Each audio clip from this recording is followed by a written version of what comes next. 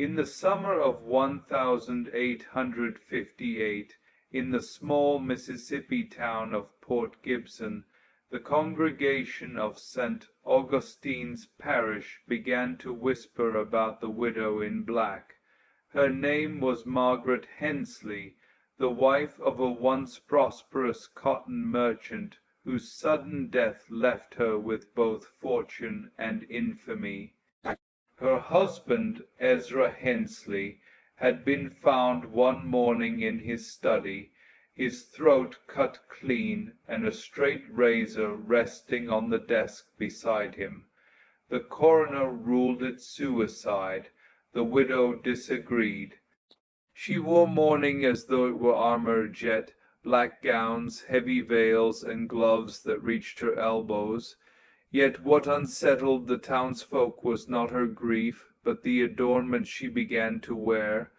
Around her neck hung a string of pale beads, oddly shaped and uneven. On her wrists delicate bangles of a dull ivory hue. When the sun caught them, they gleamed faintly, not like pearls, but bone. At first no one dared ask. Port Gibson was a place that valued silence, especially when it came to matters of the dead. But one Sunday, as Margaret walked up the aisle for communion, the pastor's wife noticed something carved into the largest bead resting at her throat. It was a letter, and he etched in a trembling hand. The realization rippled through the congregation like cold wind. Within days the rumor took root. The widow was wearing her husband's bones. When confronted, Margaret smiled faintly and said, "He promised to keep me close. I only keep my promise too." She refused to remove the jewelry, even when the priest demanded it. She sat in the front pew each Sunday, motionless as a statue, her gloved hands folded over her lap, the faint clatter of bone beads audible whenever she bowed her head in prayer. The town grew uneasy. Children crossed themselves when she passed by. Merchants closed their doors early on the days she came to town. The local gravedigger claimed he saw her one night by lamplight, kneeling in the cemetery beside Ezra's grave, something gleaming white in her lap.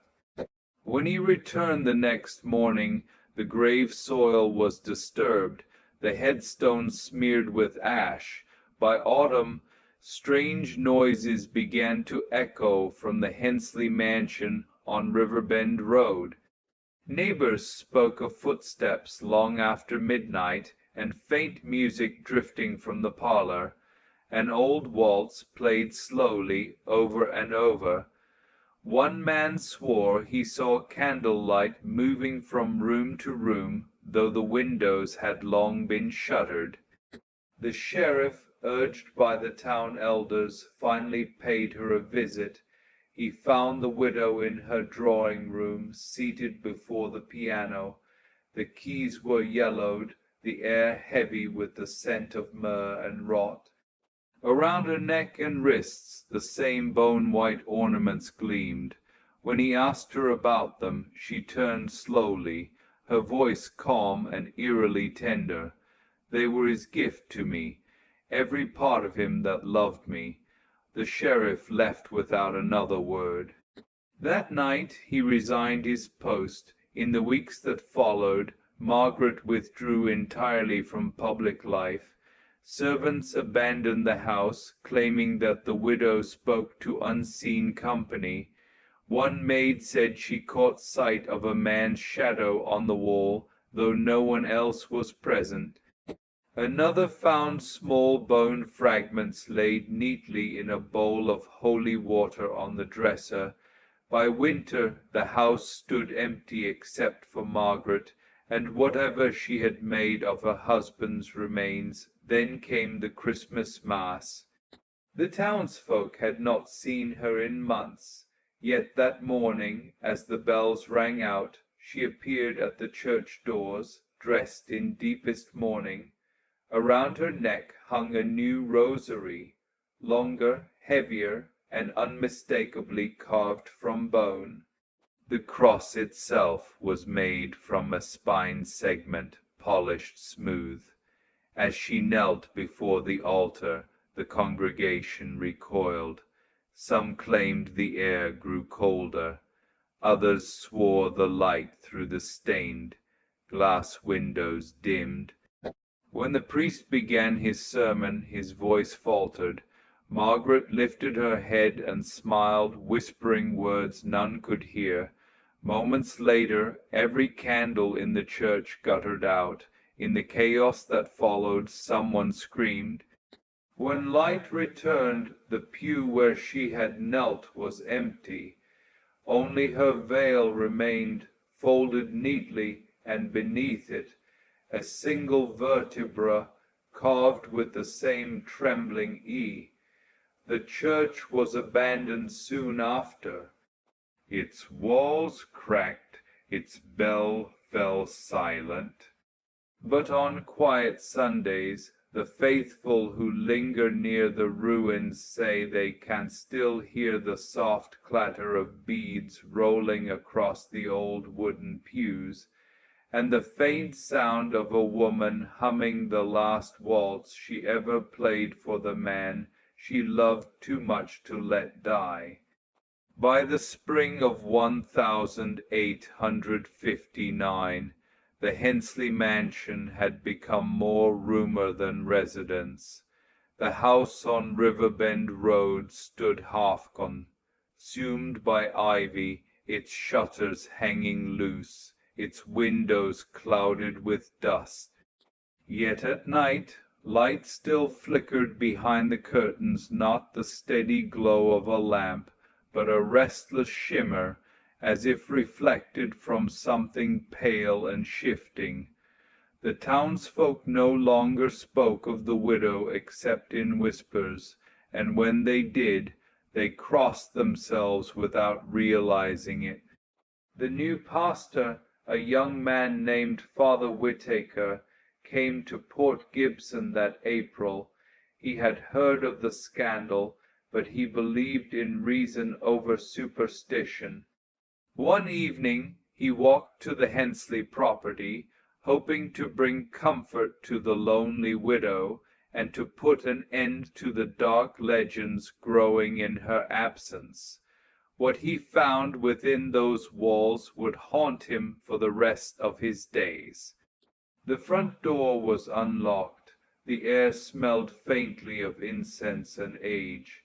As he stepped into the foyer, his eyes caught the glint of something white hanging above the mantel, a garland of beads strung like a rosary, each carved into perfect spheres. Beneath it stood a small altar, covered in dried roses, and what appeared to be wax candles melted into shapeless towers. He noticed with a shudder that the wicks were not blackened, they had never been lit. Margaret appeared at the top of the stairs. She wore a gown of grey silk, her hair pinned neatly beneath a mourning cap. Around her neck hung the same necklace of bone beads, though now they had been polished to a sheen that caught the lamplight like marble. She smiled faintly when she saw the priest. "Father," she said, her voice soft, almost warm, "you've come to bless my union?" He started to speak, but stopped when he saw what she carried, a ring, crudely fashioned from what appeared to be a finger bone wrapped in gold wire. She lifted it to the light as though admiring its beauty. "You cannot marry the dead," Whitaker whispered. "It is blasphemy." "Is it?" she asked gently. "If love endures past death, why must marriage end?" She led him down the hall toward the parlor. The piano sat open, dust thick on its keys. On the table nearby rested a small chest. Margaret opened it slowly. Inside were bones small, clean and carefully arranged vertebrae, phalanges, ribs. Each piece was labeled in delicate handwriting, Ezra's right hand. Ezra's heart's cage, Whitaker stepped back while rising in his throat. "You must stop this," he said. "You dishonor his soul." Margaret turned to him, her eyes wide, her smile fading. "His soul," she said. "You think the soul lives in heaven. No, Father, it lives where it is loved." Then she did something that turned his blood to ice. She lifted a fragment of rib from the box and pressed it to her ear, as though listening to a seashell. Her eyes fluttered closed. "He speaks to me still," she whispered. "He asks me to finish what I began." Whitaker fled the house before sunset, swearing never to return, but that night he could not sleep. In the distance, from the direction of Riverbend Road, he thought he heard faint music, the sound of a piano playing that same slow waltz the townsfolk had once spoken of.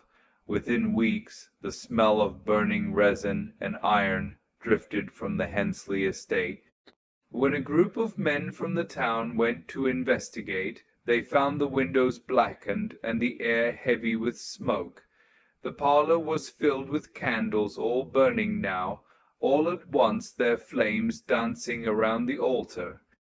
At its center stood Margaret, motionless. She was dressed in white lace, her hands clasped before her chest, a crown of bones circling her head.